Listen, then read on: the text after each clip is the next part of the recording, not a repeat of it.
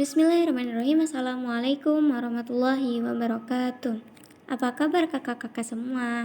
Semoga kalian selalu diberikan kesehatan dan keselamatan oleh Allah Subhanahu wa taala ya. Dikarenakan kita tidak bisa belajar dengan sistem tatap muka, maka di sini Ibu sudah membuat video pembelajaran yang harus kalian pelajari. Pada kesempatan kali ini Ibu akan menjelaskan tentang beriman kepada Rasul Allah.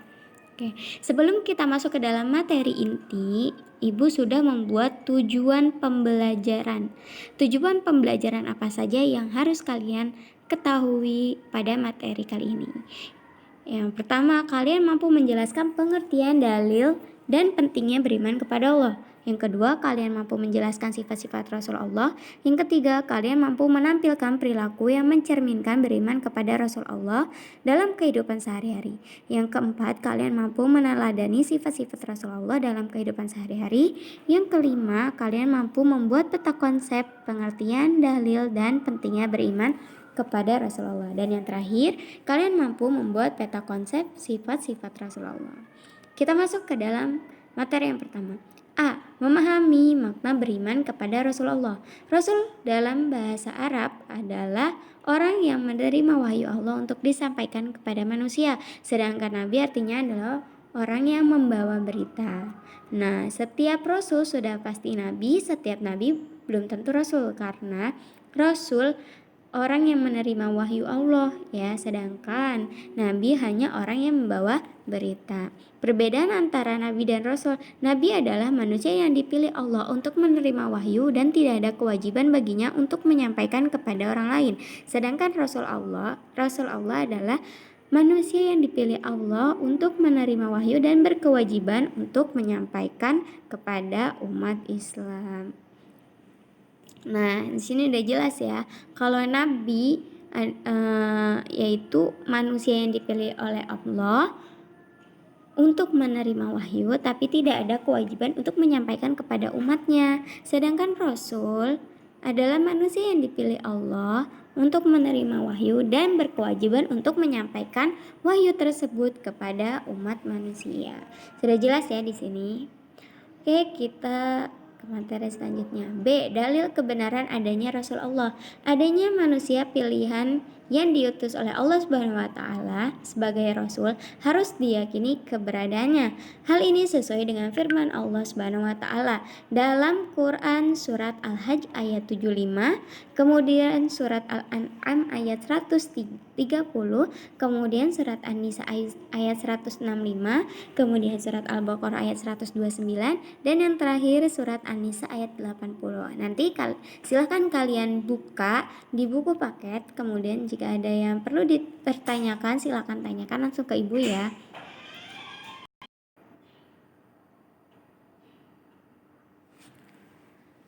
C. Sifat dan tugas Rasul Allah. Sifat Rasul Allah yang pertama adalah sidik, yang artinya jujur dan benar. Nah, di sini udah pasti ya, seorang rasul itu memiliki kejujuran. Seperti yang sudah dicontohkan oleh Nabi Muhammad SAW, bahwasanya Nabi Muhammad SAW adalah seorang yang jujur. Ketika beliau menjadi pedagang, maka tidak ada yang namanya satu kebohongan pun yang dilakukan oleh Nabi Muhammad ya. Takarannya sesuai gitu. Makanya kenapa Siti Khadijah benar-benar kagum akan sosok Nabi Muhammad SAW karena kejujurannya. Kemudian yang kedua, amanah. Amanah yang artinya terpercaya. Nah, seorang rasul pun harus memiliki sifat terpercaya. Jika seorang rasul tidak memiliki sifat amanah, maka umatnya tidak akan ada yang dapat mempercayainya. Nah, seperti contohnya ketika Rasulullah SAW mendapatkan wahyu, otomatis ketika Rasul menyampaikan kepada umatnya itu Rasulullah SAW jujur kan, maksudnya jujur dan transparan gitu.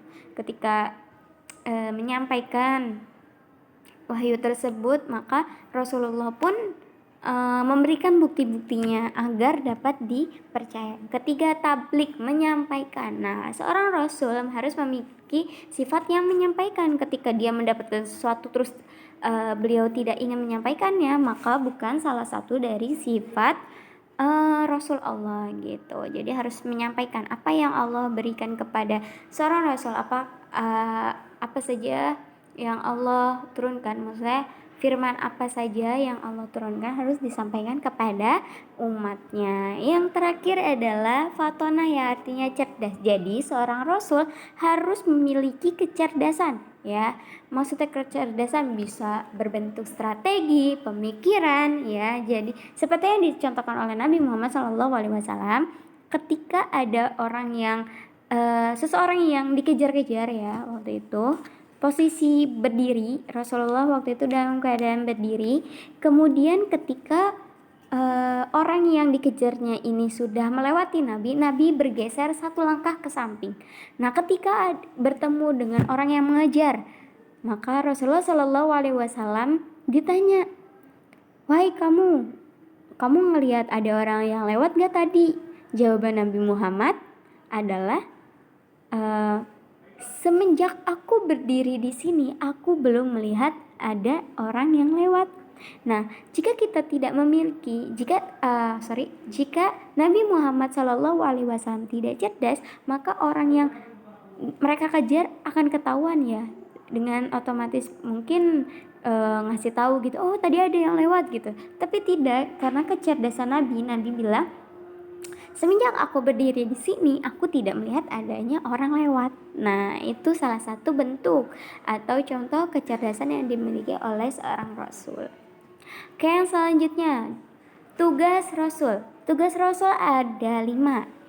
Yang pertama adalah menyampaikan kabar gembira kepada orang-orang yang beriman dan berbuat soleh. Ya, ini udah pasti ya, kabar gembira apa saja itu pasti disampaikan kepada orang-orang yang beriman dan berbuat soleh. Contohnya berimbal surga, ya. Di dalam surga itu isinya ada sungai-sungai yang mengalir, sungai air, sungai susu dan sebagainya, ya. Yang kedua, memberikan peringatan kepada orang-orang yang mengingkari Allah dan berbuat kemaksiatan. Dan ini juga pasti, seorang rasul memiliki kewajiban untuk memperingati umatnya untuk tidak melakukan perbuatan yang mengingkari Allah atau berbuat kemaksiatan. Karena, ya, seorang rasul pasti akan memberikan atau memberitahu bahwa balasan apa yang akan Allah berikan ketika kita mengingkari Allah, seperti neraka dan seisinya. Neraka itu isinya api. Ketika kalian bermaksiat, maka terima saja hukumannya. Oke. Jadi Rasulullah SAW pun telah menjelaskan hukuman apa saja yang akan diberikan kepada orang yang mengingkari Allah.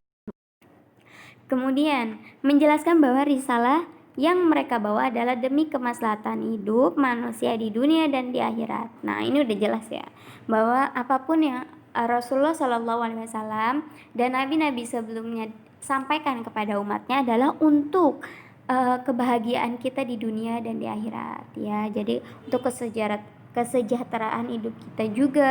Jadi setiap apa yang disampaikan oleh rasul-rasul sebelumnya sampai Rasulullah SAW itu adalah kebenaran semuanya, kebenaran untuk kehidupan kita, pedoman kita di dunia dan di akhirat. Yang keempat, menjelaskan cara pengabdian kepada Allah. Nah, tugas seorang rasul selalu menyampaikan atau menjelaskan cara beriman kepada Allah Subhanahu wa taala. Tidak hanya cara beriman, beribadah dan lain-lain sebagainya pun dijelaskan oleh Rasul Allah. Itu adalah tugas mereka yang untuk menyampaikan kepada kita. Makanya kenapa kita bisa sholat, kita bisa puasa, zakat, haji, itu karena sebelumnya sudah pernah dicontohkan oleh Rasul kita, yaitu Rasulullah SAW.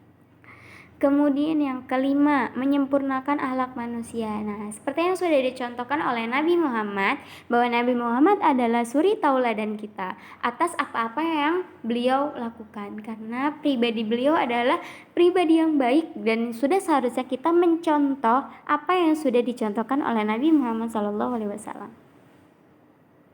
Oke, sekian yang dapat Ibu sampaikan. Kurang lebihnya Ibu mohon maaf. Sekian, wassalamualaikum warahmatullahi wabarakatuh.